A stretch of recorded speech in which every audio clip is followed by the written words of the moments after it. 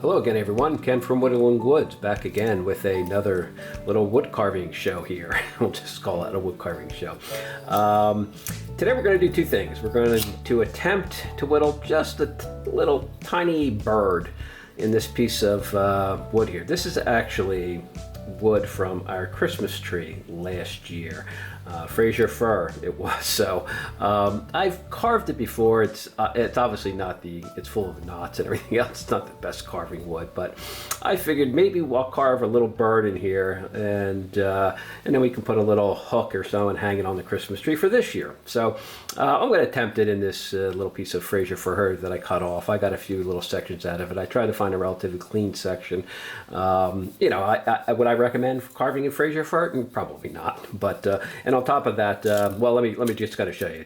And again, this is just a scrap little cut off thing here. It's about 4.5 inches, maybe just shy of 3/4 of an inch on one width, and probably just shy, looks like 7/8 about on one side, give or take. So you can kind of see what we're going to be dealing with. We're going to be using the good old Stanley 199 to do this one. I haven't done a Stanley 199 whittle in some time, and I figured today would be a great day to do a Stanley 199 whittle. I put a new blade in there, sharpened it up a bit. I took down the bevel, so flattened it just a bit more. You can kind of see, I have a video, and I'll have links, over here and what have you, if you're interested in knowing how I sharpen my knives and what I use and all that kind of stuff. So, consult on that video. The other thing, today's video, as I promised, we're going to announce the winner. In fact, I'm going to show you a little video of me choosing the random winner. There's a little online random YouTube comment picker thing you can use and find a winner, and we do have a winner. So we're going to be announcing that as well, and I'm going to be running the video. So at some point you'll see. This whole video hopefully won't take too long, but that's the quick intro. I just want to get everything set up, and I will be right back. Okay, here we are back. Let's see how this wood actually carves here. Not the worst carving wood, but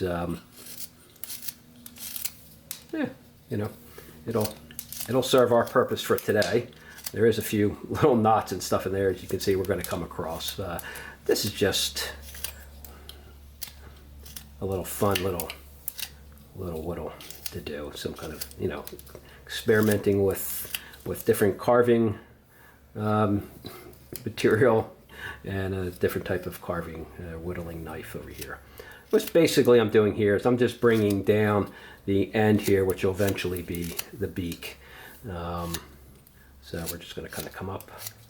So I don't know how popular me whittling a little bird is going to be in a piece of scrap wood, but it'll serve the purpose of also announcing the winner of the Helvie knife giveaway. And there, just to kind of update people, there was I had a huge response for that knife. I was not expecting. Last time I did a knife giveaway, maybe a little over a year ago, I had probably close to maybe 100 people express interest in it. Well, this one was over 250. So a lot of people express interest in the Helvie knife because they're really difficult to get these days. Unfortunately, they are difficult to get these days. They were very interested in it because they're great knives. And here I am talking about Helvie knives as I'm carving with a cheap utility knife, but so be it. Just goes to show you, use whatever you have at hand. If you didn't win the Helvie, grab yourself a Stanley. Give that a shot. There you go. I'm just kind of shaping it. We're going to basically, this is going to be the beak up here, and then it's going to kind of come up to a bit of a tail and what have you. So I'm just kind of taking it down. But so it was a huge. I think a lot of comments, a lot of interest in the knife, and I just will make this announcement. I do have one more Helvie knife that I do not use any longer. It's similar to the one I'm giving away, and I will be at some point giving that one away as well. To same kind of idea. I'm going to say that's what I'm thinking about doing. We'll figure out how we're going to go about doing that, but. So if you didn't win this one, because unfortunately you were up against a lot of people here. So the person who won, lucky them, because there was quite an interest in that knife. I'll have a link down below, because right at this point right now, I haven't edited the video, obviously, so I don't know where it's going to be. But I'll have a link down below for where the full announcement of the winner is. Just skip ahead to that. You don't have to sit here and watch me do this. But in case you're interested in seeing an old piece of a Christmas tree being whittled, then just grab a piece of wood and give it a shot. There's really no formula to it. I think anybody can do this. These are even great little beginner projects. If some people want to get into whittling, but they're not into whittling little figures, although they are really popular from a YouTube standpoint. I noticed that when I do little, and let me know too, if you're watching this video, let me know what kind of whittles you all prefer. It seems like the little old man, like the one I did last week, those kind of guys, the simple characters, are really popular. People like seeing those. I don't want to keep boring people with similar videos, but if they find that useful and beneficial to learn from, then let me know, and I'll try to gear the videos I make towards what people would like to see, type of thing.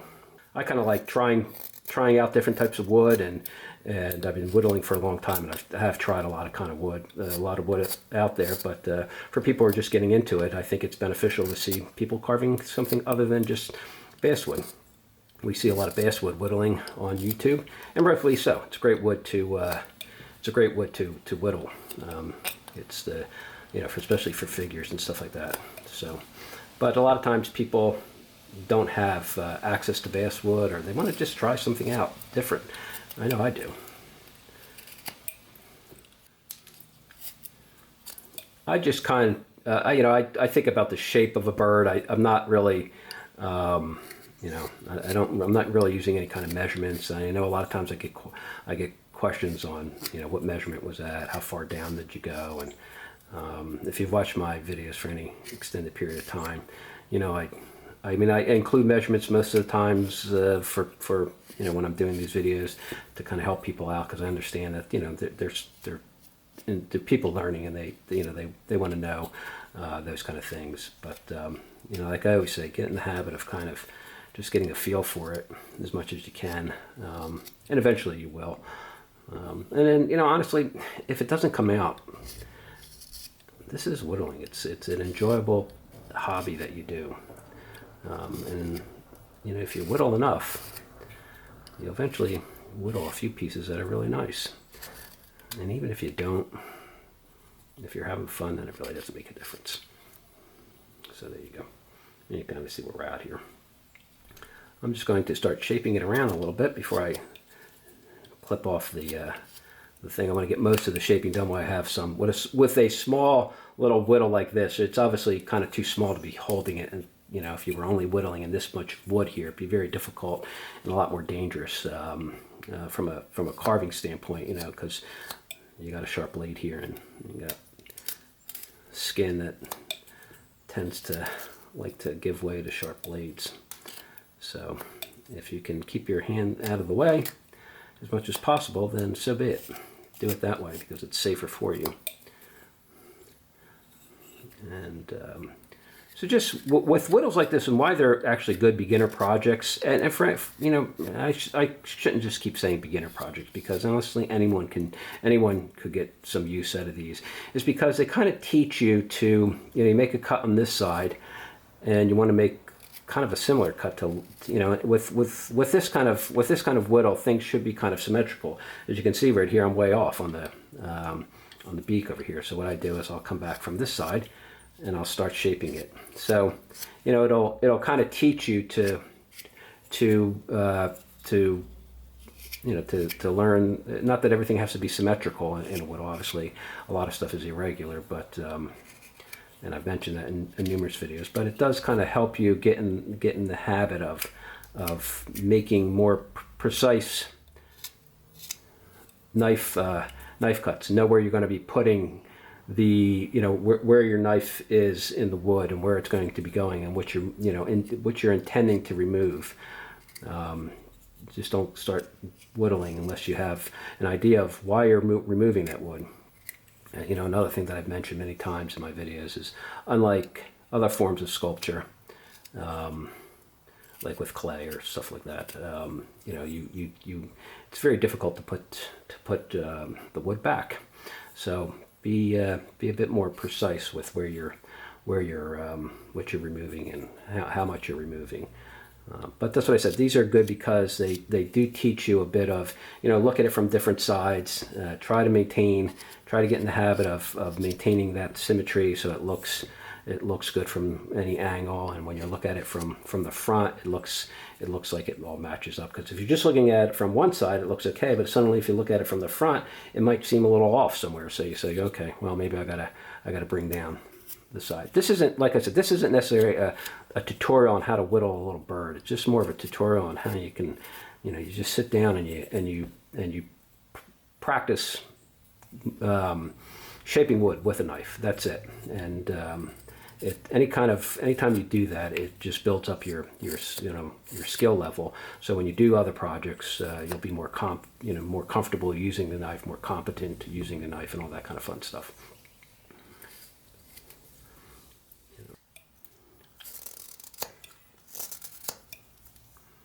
Alrighty. I think what I'm going to do here is just kind of do a little bit of cleanup on it, refine it just a bit more. What I also like to do is form a bit of an indication of a wing over here. In some respects, this little rough wood that you see in here, I don't mind keeping that in there because it actually doesn't look too bad in this kind of character, because, you know, it gives it a little irregularity, kind of looks like feathers and what have you. We want to leave a bottom part flat right in here because we want it to be able to, if we are going to, this one, like I said, maybe what we'll do is I'll put a little hook somewhere, or, you know, put a little hole on it and string it up, and, you know, we can use it as a little ornament or something like that around the Christmas time. So but if you want to sit it on a shelf, you know, leave the bottom flat as well. So what I typically want to do here is, and I'll kind of show you, I'll come in here.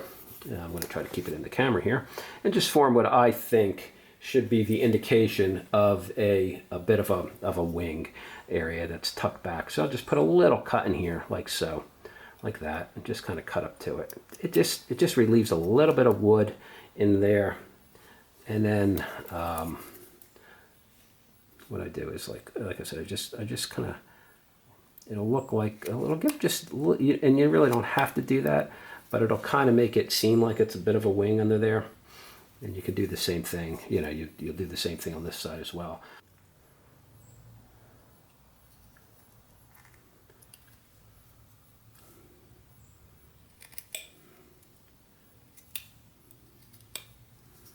And then what I typically do is around it, I will come under here and I just kind of round it across the back area.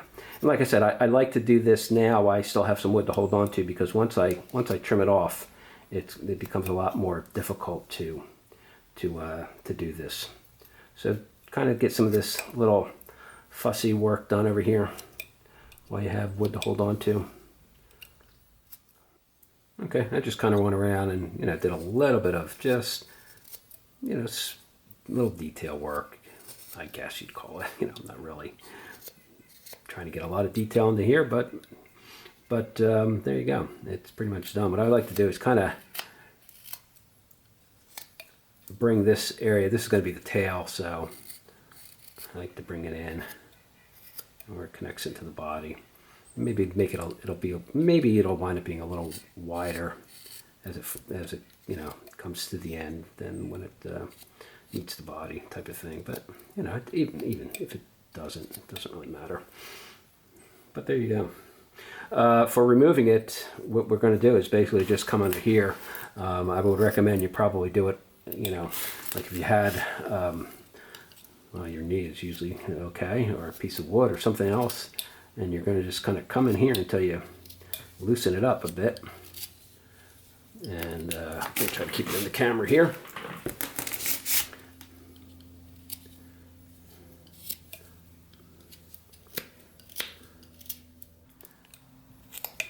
You just get it down to a point where it's thin enough and it'll almost just come off on its own.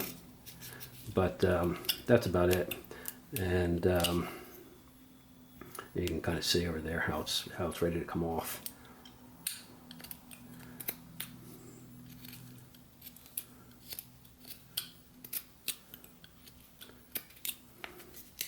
There you go.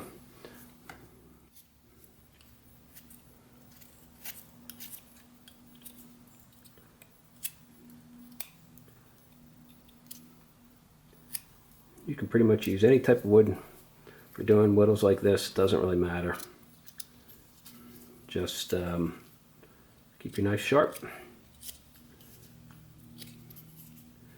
That's the important thing. I'm just going to kind of go through here and clean up this tail a bit more. I'm just kind of thinning it out, trying to get rid of any irregularities. You can kind of see where we're going with this type of thing here. It's just a little bird, a little tail sticking up. So that's about it. I'm just going to clean it up and I'll show you what it looks like when I'm done.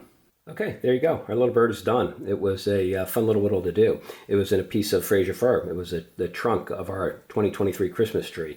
What I'll probably do is drill a hole through it, and we'll hang it on this year's Christmas tree as a little ornament. We'll tuck it in there somewhere. It'll be a fun little thing. Give it a shot. It's fun. Little whittles like this are, they're no-brainers. You sit out on your patio, your porch, or wherever you're whittling, and you can knock these little things out. They're fun, and if they don't come out, you heave them on the wood fire. They're great. We did it with the Stanley 199, and it was just goes to show you, get a Stanley 199 and give it a shot, or use a regular whittling knife. I just have to pull this one out because I haven't used it in a while. But speaking of knives, more importantly, as you can see, I'm running a little clip somewhere on the screen here of our me screen capture of me picking using a what's called a random YouTube comment picker, and it just goes through the whole comments and randomly chooses one. And there you go, 253 people expressed interest in owning this knife. And of course, I only have one knife, so I had to choose just one person. And that person happens to be, as you can see, Mortis D28. You're the lucky winner of this knife. I'll pin your comment and leave a comment to you, so hopefully you'll see that and get in touch with me, and I can get your mailing address and we can ship this knife on out to you. So congratulations to you. You'll hopefully get many years of fine whittling out of this one, and that's great. I wish I had 253 knives to give away to everyone, but unfortunately I only have one. However, I do have one more that I may be giving away sometime in the future, so keep that in mind. We may be doing that. But really, that's about it for me now. I appreciate everyone who expressed interest in the knife, and I always appreciate all the comments and all that kind of fun stuff. So, but that's it for me. I hope you all have a great whittling week. I'll talk to you soon. Take care.